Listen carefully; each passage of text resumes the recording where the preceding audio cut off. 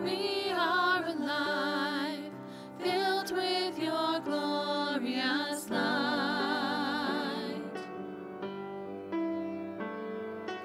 Out of the dark, into your marvelous light.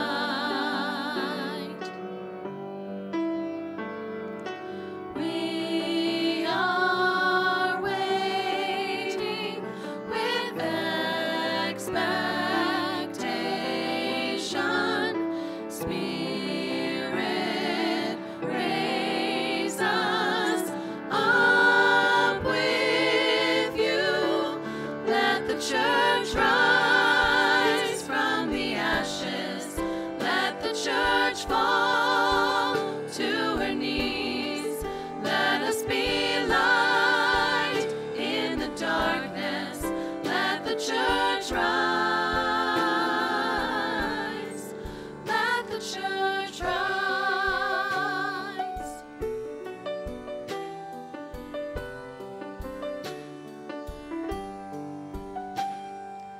Moving with power, bringing your name to the earth.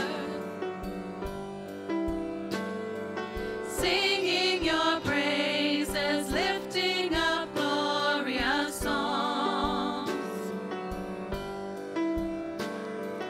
We are moving with His compassion. Spirit, fill our hearts with you. Let the church rise from the ashes. Let the church fall to her knees. Let us be light in the darkness. Let the church rise.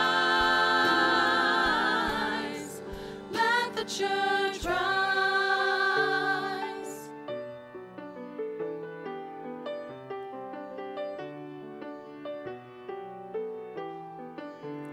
Let your wind blow.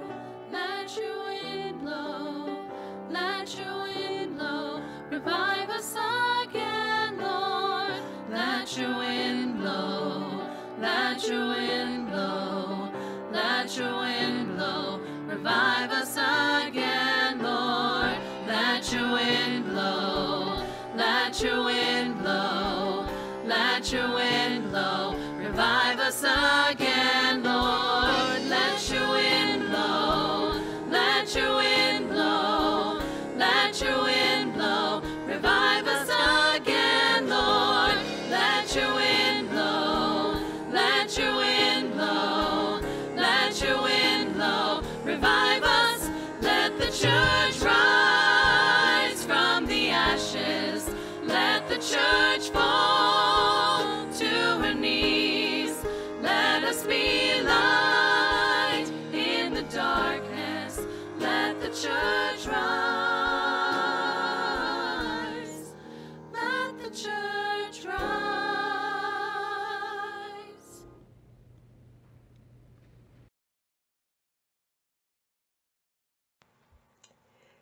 Hey everyone, I'm Jen Mayer, and I am here with our final midweek moment or small group extra for the 2020-2021 school year. Yay! And my final, we're in the Go Preaching series where Father Mike has been breaking down what seems like the enormous task of inviting people to have faith in Jesus and to be active in the church into small bite-sized pieces. And the final part of that, I would suggest, is 2 words of advice. Be normal. And I say that for 2 reasons. One is that often when we hear the invitation to go invite people to church, it makes us feel like we have to put on a different persona than we are, and it feels really awkward.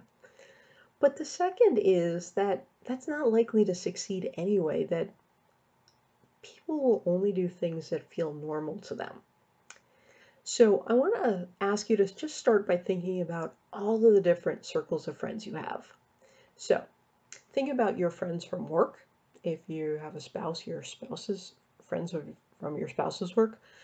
If you're a parent, you likely know other parents. If you're retired, you might have various social groups or service groups you belong to.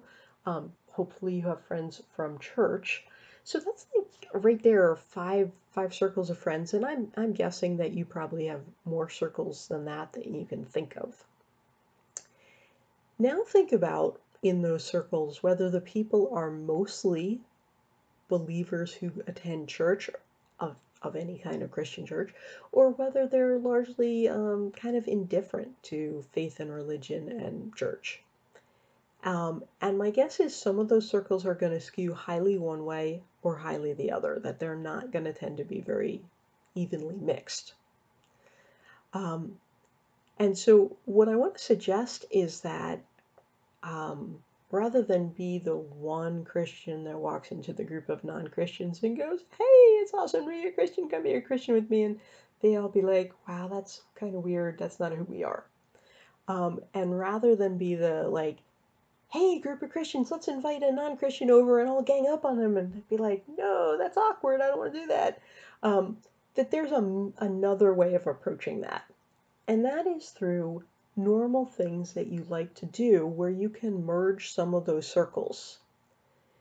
So think about this, particularly if you're in a small group. What if you were to get together with some people from your small group around a common interest 3 or 4 of you had, and then you all invited some people that weren't particularly, that might share that interest, but might not actually be super interested in church or faith or belief. You would just have merged a universe where people would get to know each other. And suddenly, and hopefully, the unchurched people would suddenly get to know people for whom going to church was normal and not weird, and that weren't, like whatever stereotype they have in their head about what it would be like to be a believer can kind of melt away. I think that would be a huge win. Um, just for people to know people, just for non believers to know people who are believers and realize that they are normal people. Um, so, what I'm proposing is that you think about how you can use the warm summer months to merge some of your universes around neutral topics of shared interest. And so it may be people that you'd like to go to the beach with, or it may be people that or you hang out with at the pool, or it may be that you like to go hiking and could invite people hiking, or that you're going to spend a lot of time at your kids' sports events over the summer, and so you get to start to know some of those people, and maybe you invite them over to your house for a barbecue, so that you actually can spend a little bit more time together. But in all of those, what you want to do is you want to avoid um, the trap of having one Christian among a group of non-Christians, or one non-Christian non-believer among a group that only talks about church, because that can be super awkward. And view it as an investment of time, but also in the sense of once the universes merge, then people will be much more open to the ideas of the people in there. And it will be much less awkward when you say, "Hey, a bunch of us, like our kids all go to St. Pius, and so we're gonna go do an event at the school."